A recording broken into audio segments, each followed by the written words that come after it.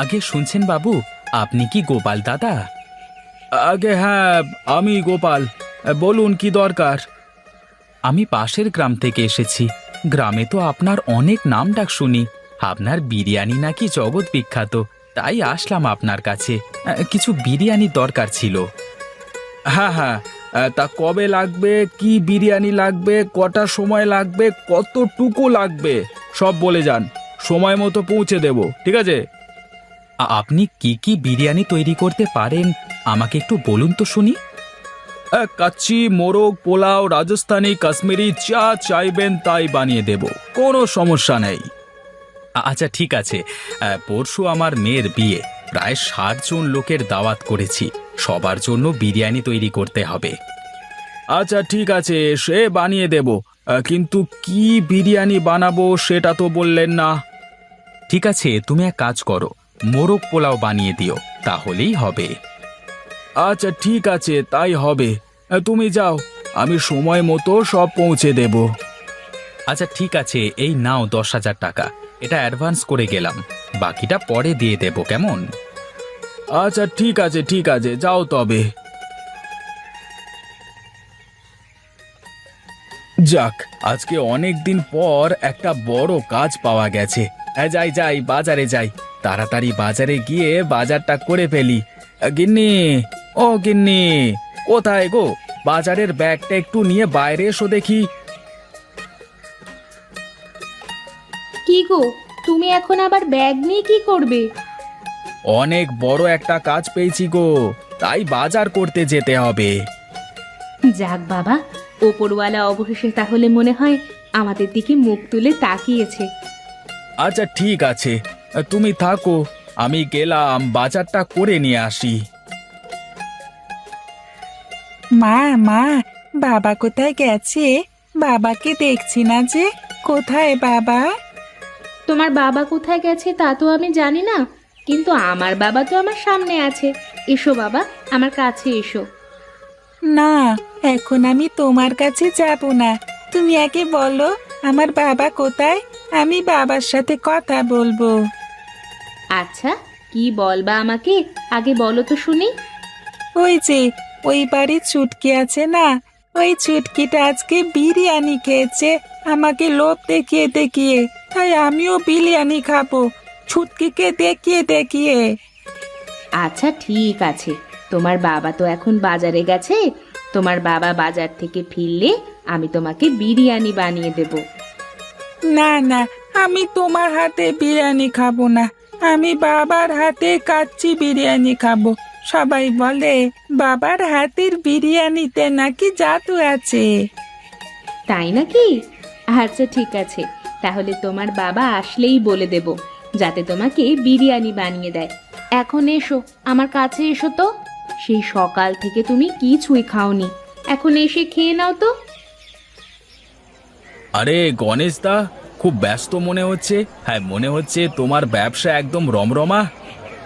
আরে কি যে বলো দাদা, ব্যবসা আবার রমরমা হলো কি করে? দেখছো না, দোকানে একটা খদ্দেরও নেই। তা তোমার মুরগি কত করে কেজি গো দাদা? মুরগি 220 টাকা কেজি দাদা।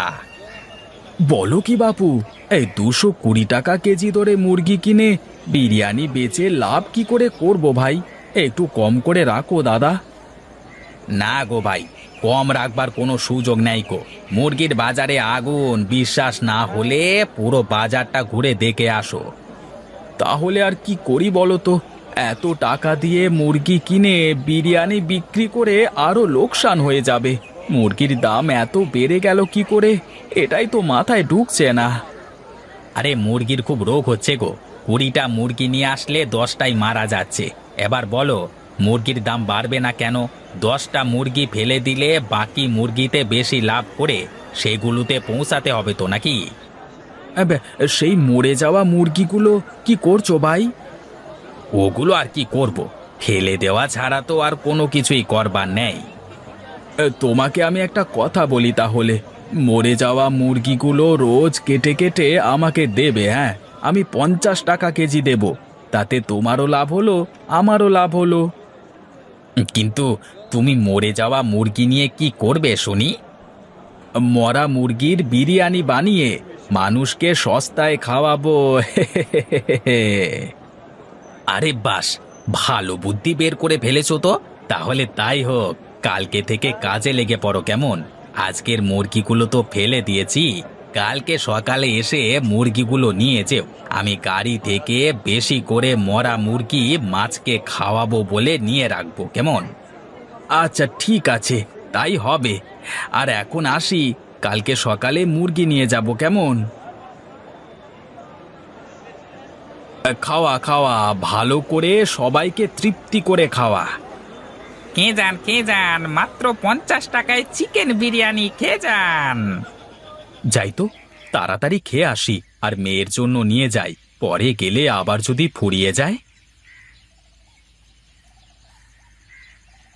এই যে দাদা, দাও দাও, আমাকে 1 প্লেট বিরিয়ানি দাও দেখি। হ্যাঁ বসুন বসুন, সবাইকে বিরিয়ানি দেব, কাউকে বাদ দেব না। হ্যাঁ হ্যাঁ, তাড়াতাড়ি দাও, আমার একটু তাড়া আছে তো। আবার আমাকে 1 প্লেট বিরিয়ানি দাও, আর 1 প্লেট বাড়ির জন্য বেঁধে দাও। দাদা, আমাকে আর একটা বিরিয়ানি দাও, বাড়িতে নিয়ে যাওয়ার জন্য।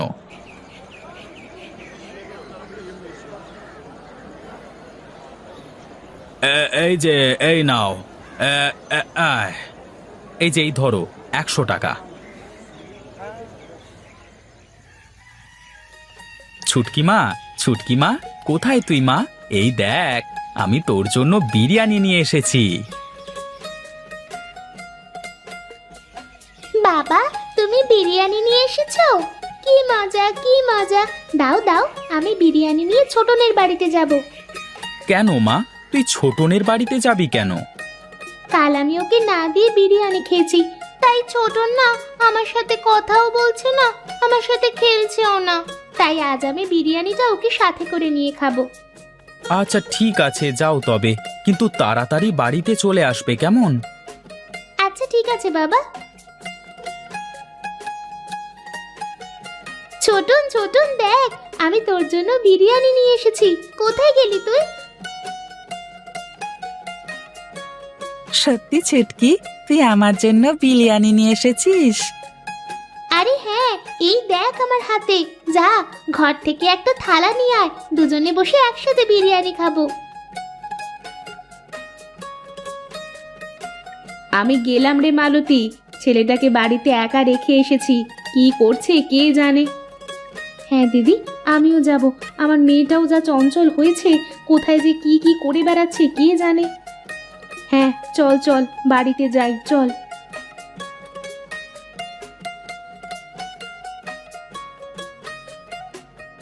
কি গো, আমি সেই কখন বাড়িতে এসে তোমাকে খুঁজে বেড়াচ্ছি, কোথায় ছিলে তুমি?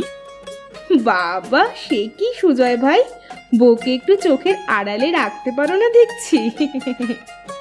আর বলো না, আমি বাজার থেকে বিরিয়ানি কিনে এনে মেয়েকে তো দিলাম, তা মেয়ে আবার গেল ছোটনকে বিরিয়ানি খাওয়াতে। এই দেখো, তাহলে মনে হয় ঘটি বাটি আর কোনোটাই আস্ত থাকবে না। এই চলো মিনতি, গিয়ে দেখি কি করছে দুটো মিলে। হ্যাঁ, আমিও যাব।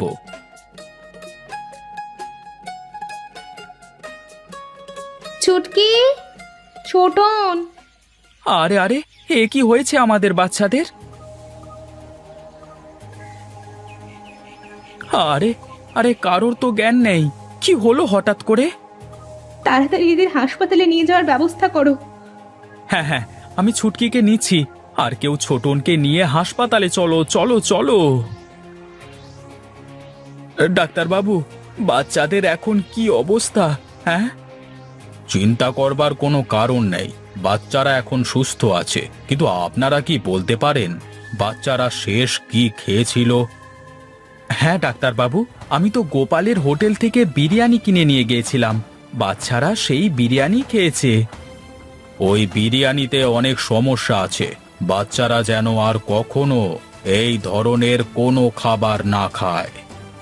এই গোপাল, তুই বল আমাদের, তুই বিরিয়ানিতে কি মিশিয়েছিস যে কারণে বাচ্চারা খেয়ে বাচ্চাদের আজকে এই অবস্থা হয়েছে?